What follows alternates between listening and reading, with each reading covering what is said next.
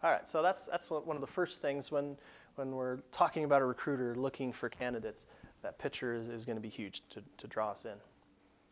The next thing that we can talk about, and this is something that's pretty short and easy in theory, maybe not as easy to apply, but let's see if we can tweak our titles to get them to click, to bring our names in. What we want for our title is something that is succinct and descriptive of what it is we do. But if we can also make it stand out some, make it a little unique, then that's going to draw attention. There's a guy named Seth Godin who does a great TED Talk on how to get ideas to spread. And the way he says one of the most effective ways to get ideas to spread is to make it stand out and to make it unique. He says if you're driving down the road and there's a bunch of cows, you don't pay much attention to them because you see cows all the time. It's very common and normal. But if you saw a purple cow, hey, you're going to notice that, and you're going to start telling people about that purple cow. When I was sitting in that room interviewing intern candidates, I don't want to refer to them as cows, but they were all the same. There wasn't anything to differentiate them. Same thing here. What's going to make someone stand out? What can you do to be a purple cow and draw attention to them? That's one of the things that actually triggers dopamine in your brain. Anytime there's something unique and different, you'll get a little dopamine hit, which makes you more likable and makes you more memorable. Okay? Just a quick note too, I actually know Udi. So he stuck out because I'm familiar with him. I know him. He's a great guy.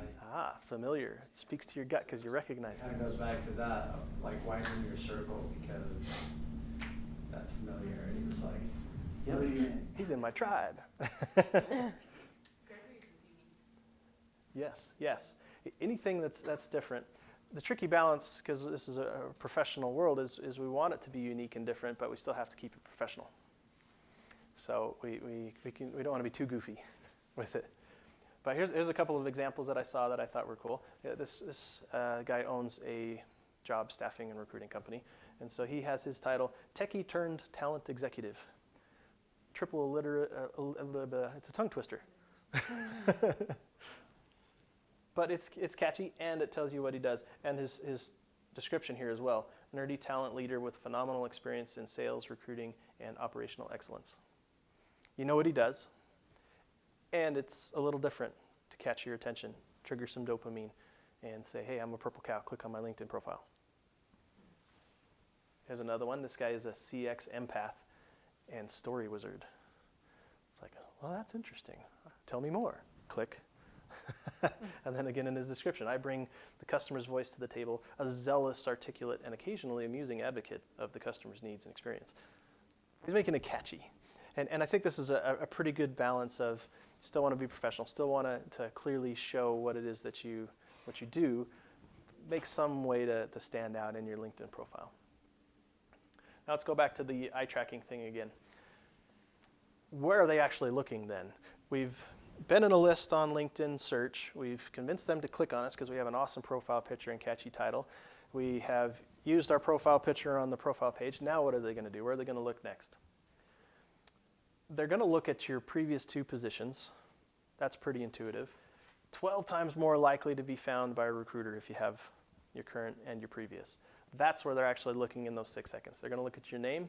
They're going to look at your current position with start and end dates and the previous with start and end dates, and then an education at the end. And that's what you're seeing in this eye tracking. You get the name, you get in the previous 2, and then it jumps down the second page down to their education.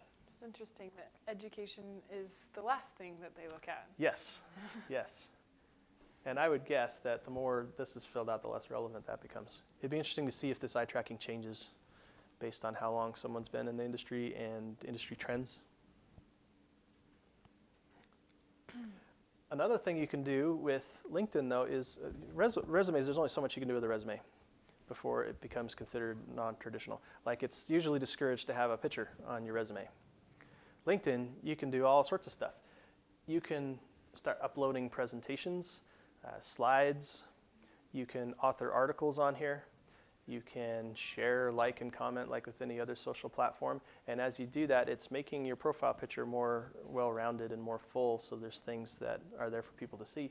And it's starting, as we see here when we start talking about how to boost confidence, it's showing that you're an authority. If you've presented at a conference or at a meetup, you can put the presentation there and people will say, this guy knows what he's talking about. Then, of course, as well, getting skills and endorsements and recommendations from your friends, from your network. I know you're awesome. You know you're awesome. You have friends in your network that you're building right now that know you're awesome. They are more than happy to send you endorsements and recommendations, which become social proof of you as a product to make your cookie look better. So get some recommendations and some endorsements and be a good friend and do the same thing for them. And that will fill out your LinkedIn profile. Funny thing is you can't really tell someone that you're honest and trustworthy, but if somebody else says, oh, Jeff is honest and trustworthy, then it speaks volumes. But Jeff can't go and tell people, I'm honest and trustworthy. So it's important to have those endorsements of other people saying, hey, they're honest and trustworthy and competent at what they do. So that's hack number 2. Upgrade your LinkedIn profile. Make sure you have professional dress. That boosted the confidence quite a bit, right? Genuine smile. Confident posture. We'll talk about confident body language here in a little bit. Watch the zoom. Don't zoom too far in or out. When you're doing your title, think about who your target audience is to make sure that it's focused on that, and then succinctly show what you do and try to make it unique. These are a couple suggestions on how you could frame it. You wanted to have it in the first person, and you can phrase it something like, I help X to accomplish Y. And then show activity, author articles, like, share, comment, use multimedia and slide shares as examples of what you do, and then recommendations and endorsements.